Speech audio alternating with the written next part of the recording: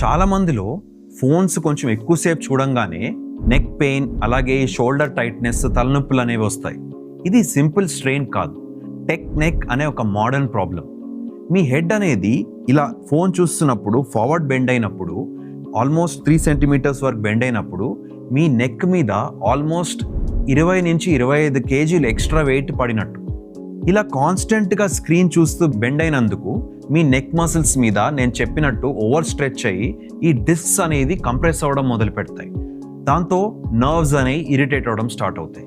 ఈ నెక్ వల్ల తలనొప్పులు రావడము, షోల్డర్ నొప్పులు రావడము, అప్పర్ బ్యాక్ అంటే ఇక్కడ అప్పర్ బ్యాక్లో కూడా టైట్నెస్ రావడము, కొంతమందికి చేతుల్లో కూడా తిమ్మిర్లు, ఇట్లా షేకింగ్ సెన్సేషన్ రావడం వస్తాయి. అండ్ వర్స్ట్ పార్ట్ ఏంటంటే మీకు తెలియకుండా మీ రోజు ఉండే అలవాటు వల్ల స్లోగా డ్యామేజ్ జరుగుతుంది. సో దీని నుంచి బయటపడాలి అంటే మీరు ఎవ్రీ 15 minutes to 30